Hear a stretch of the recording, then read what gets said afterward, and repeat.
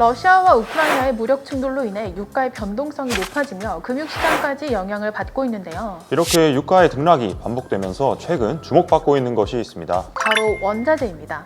원자재에 대한 높은 관심이 힘입어 글로벌 ETF 시장에서도 원자재 관련 ETF가 잇따라 출시되고 있어요. 그래서 준비했습니다. 오늘은 새롭게 출시되고 있는 원자재 ETF와 관련해 주목해야 할 포인트에 대해 얘기해 보겠습니다. 이번 시간도 채널 고정! 사실 원자재 ETF 자체가 새로운 것은 아니잖아요. 그렇죠? 네, 그렇죠.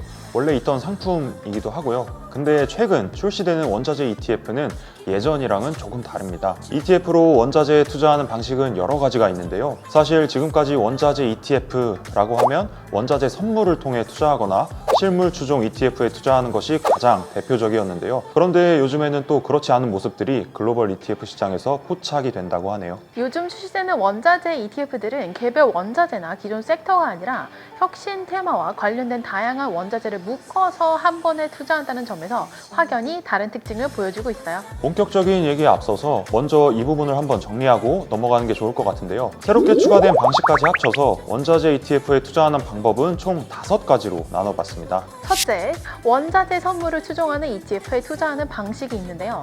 대부분 알고 계신 원유 ETF는 선물에 투자하는 대표적인 예라 할 수 있습니다. 다음은 원자재 실물을 추종하는 ETF인데요. 이 상품은 말 그대로 실물 원자재에 투자를 합니다. 상품마다 다르겠지만 구리, 금 같은 원자재는 실물로 투자하는 ETF가 있습니다. 원자재 광산업체 ETF는 원자재가 있는 광산을 보유하거나 채굴하는 기업에 투자하는 상품인데요. 금 광산 ETF, 골드 마이닝 ETF, 실버 마이닝 ETF 같은 상품들이 여기에 해당합니다. 이름은 원자재 ETF지만 사실상 채굴 업체와 광산업을 하는 상장사에 투자하는 ETF라 할 수 있겠습니다. 네 번째는 전통적인 원자재 구별에 따른 ETF인데요. 원자재 섹터에는 에너지, 귀금속, 산업금속, 농축산물 등이 있죠. 이렇게 분류한 각각의 원자재군에 투자하는 ETF 상품을 말합니다. 마지막 5번째 방법인 혁신 테마 기반의 원자재 분류 ETF가 이번에 새로 추가된 방식인데요. 풀어서 얘기하면 혁신 테마의 성장에 따라 수혜를 입을 만한 원자재 관련 기업들을 한 번에 투자하는 상품이 나온 거죠. 새로운 분류 체계를 통한 원자재 ETF가 출시됨으로써 앞으로는 ETF를 통해 한 가지 원자재가 아닌 혁신 테마와 관련된 다양한 원자재에 한 번에 투자할 수 있게 된 거죠. 이 말이 어떤 의미인지 눈치 채셨나요?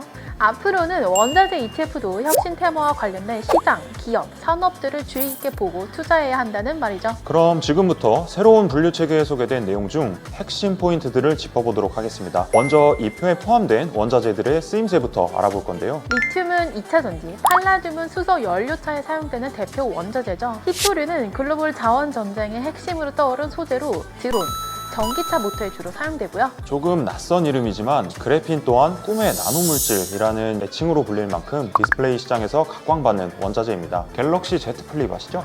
그럼요. 제가 진짜 아이폰만 쓰고 아이폰을 좋아하는데 처음으로 사고 싶다 생각이 든 삼성 핸드폰이거든요. 진짜 너무 예쁘더라고요. 네, 저도 실제로 보니까 좀 사고 싶은 마음이 조금 맞아. 들긴 하더라고요. Z 플립의 그 플렉시블한 디스플레이, 그걸 만드는데 제가 방금 말씀드렸던 그래핀이 사용됩니다. 소재마다 용도는 조금 다르지만 하나같이 혁신 테마와 연관되어 있습니다. 그러면 원자재 시장도 혁신 테마들의 전망과 아주 밀접한 연관성이 있겠네요? 네, 그럼 원자재가 가장 밀접한 연관성이 있는 친환경 테마와 관련된 내용부터 알아볼 텐데요. 국제에너지기구에 따르면 2040년 친환경 관련 원자재 수요는 2020년 대비 약 2배가량 늘어날 전망인데요. 심지어 이 전망은 가장 보수적으로 계산한 거라고 합니다. 태양광, 풍력, 수소로의 전환처럼 현재 시행하고 있는 정책 외 조치들은 포함하지 않았음에도 2배 이상 수요가 늘어날 거란 거죠. 국제에너지기구의 또 다른 시나리오, 만약에 탄소 제로 공약이 완전히 달성된다고 하면 향후 20년 동안 친환경 소재의 수요는 약 4배 정도 더 늘어날 것으로 보입니다. 해당 시나리오는 선진국의 경우 2050년, 중국은 2060년, 그 외 국가는 2070년 즈음에 완전한 탄소 제로에 도달할 것으로 예상을 하는 시나리오다라고 보시면 되고요. 가장 이상적인 시나리오는 2050년까지 모든 국가가 탄소 제로를 달성하는 건데, 이렇게 되면 친환경 소재 수요는 2020년보다 약 6배 이상 증가할 것으로 것으로 예상이 됩니다. 이미 많은 국가들이 친환경 정책을 펼치고 있고 또 지키고 있는 상황이기 때문에 이와 관련된 원자재의 수요는 계속해서 늘어날 것으로 보입니다. 특히나 원자재의 대부분이 희귀성이 높은 만큼 수요 대비 공급이 부족한 상황도 펼쳐질 수 있다는 점도 참고하셔야겠습니다. 그럼 다음으로 원자재별 성장 전망도 살펴볼 필요가 있는데요. 가장 높은 성장률을 보여주는 건 전기차 배터리에 사용되는 리튬입니다. 역시나 그렇군요. 전기차의 경우 내연기관차보다 6배나 많은 친환경 원자재를 필요로 하니까 전기차 시대에는 원자재가 수혜를 받는 섹터가 될 수도 있겠습니다. 이전에 말씀드렸던 국제에너지기구의 가장 보수적인 시나리오를 적용하더라도 리튬 수요는 2020년 대비 약 13배, 가장 이상적인 시나리오일 경우에는 약 42배나 늘어날 것으로 전망했습니다. 글로벌 ETF 시장에서 혁신 테마와 관련된 원자재 ETF가 출시되는 이유, 이제 좀 이해가 되시나요? 친환경 시대로의 전환에 따라서 기업들의 수익 구조도 바뀔 것으로 예상이 되는데요. 국제에너지기구에 따르면 혁신 테마 관련 매출은 2040년까지 약 5배 정도 증가해 2,500억 달러에 이르는 반면 석탄 채굴 매출은 2020년 대비 59% 감소할 것으로 전망됩니다. 그렇다면 향후 성장 가능성이 높은 테마를 기반으로 만든 글로벌 ETF들이 투자하는 기업은 어디일까요? 원자재를 테마로 하는 만큼 다양한 기업들이 속해 있는데요. 광물을 탐사하고 추출하는 채굴 및 관련 서비스를 제공하는 기업부터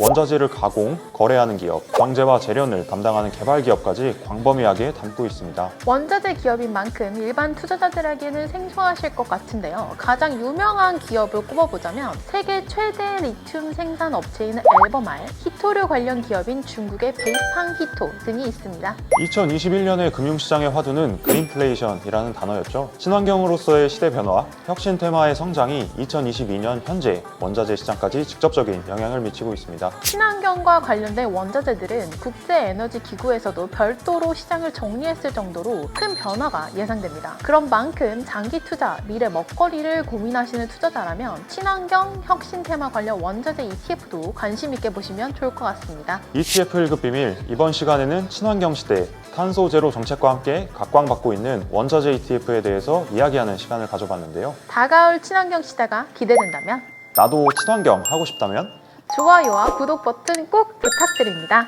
다음 시간도 많은 기대 부탁드립니다. 감사합니다. 글로벌 자원 정쟁 문장이 좀 이상한가? 미안합니다. 2020년 대비 약 추출하는 채굴 채쿨 좋아요와 구독 버튼 다시 할게요.